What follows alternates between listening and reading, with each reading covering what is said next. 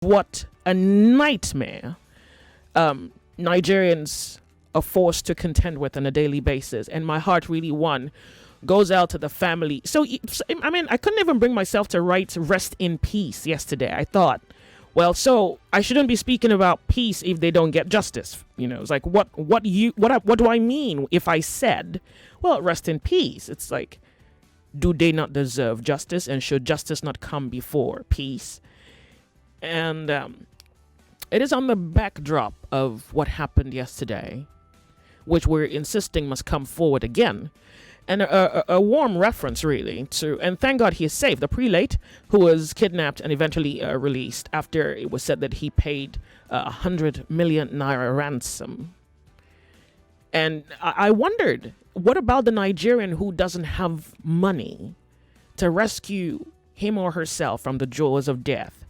What if they don't have family members to call upon? What if? So the what ifs really just fill the gaps, and there are more questions than there are answers. So our first hour, we'll talk about what we're doing about this developing reality. As regards to what happened in Odo State yesterday, this is what most of us were saying to God was what. In Odo State here, where I'm from, those people, those Fulani, so-called Fulani people, or whatever it's called, they dominated everywhere. I always imagine, how can people migrate from their own place, come in another man's land, without even, they create their own settlement.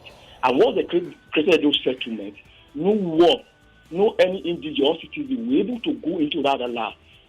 So I don't know where those people get their power from. So it's something that the government of the day should need to do something about. Yeah. You might be wondering, how come the government can't trace these people? So one of the very clear informations that's been reported, at least, for example, even the prelate himself, who was recently released, and I think even the Ogun State governor, he said something in the lines of some of the people who kind of perpetrates evil in Nigeria, not even Nigerians. The Nigerian and Katsina, they share a border, I guess. So the Fulani, they are like.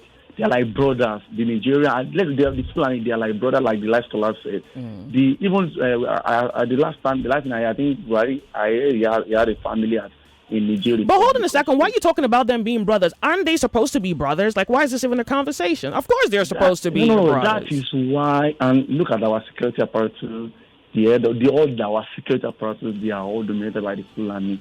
It is very simple that they will be sympathetic to each other.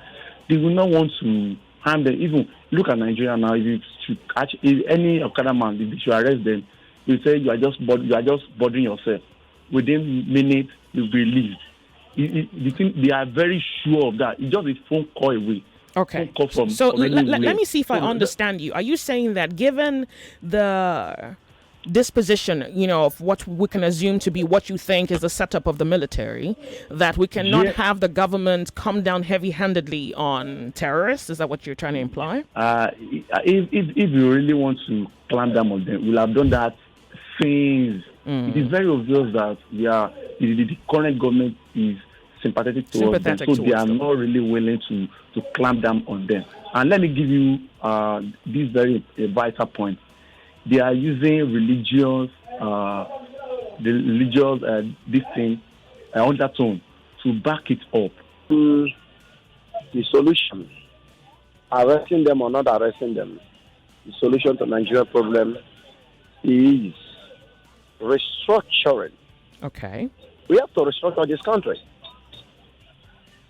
I don't believe in this country because the system is one-sided. We are running a lot of imbalance. There's a lot of imbalance in the system. So let's restructure Nigeria. All right. To save life, because why I'm saying this, we have a bigger event on our hands. That's 2023? Have to take our governors as solely responsible for what is going on. All right. I want to believe they are using us as collateral damage for their political interest. Okay. Otherwise, there's no any other way to explain this. Yeah, is it that you want to pacify the North so that you get presidency? Who are you referring to now? The governor? The governors. Some of them are interested in political positions. Oh, but you see, isn't that a wild assumption? Because the governor isn't necessarily running for president. Let me give you an instance. Let me give you an example. The governor of Ondo State came out yesterday to say, oh, the people that did this are from Mali, from Niger. Yeah, they're They foreigners. portrayed in Libya. How did he know that? Well, he said he was going to see send them? out investigators. That he was sending security operatives to be on the heels of Not the been perpetrators. investigated yet. That has not been investigated But yeah, yet. you're dismissing what intelligence could have said to him. He's the governor, right? Yes, I know. This Yeah, but you happened- are allowing your assumptions prevail over the statement of the governor. And I get it that you have your assumptions, but you have to work with what he says, isn't it? At this point, I think we need the government to come out and address us and Exactly. let us know what Exactly. found. Because Exactly. the silence is not done in developed countries. See, last time something happened, the massacre. So you know what happened. The president was there. They gave speeches. They gave. They have to give updates to avoid Absolutely. speculation. So there's a whole lot to learn in this country. Yeah. We have a whole lot to do.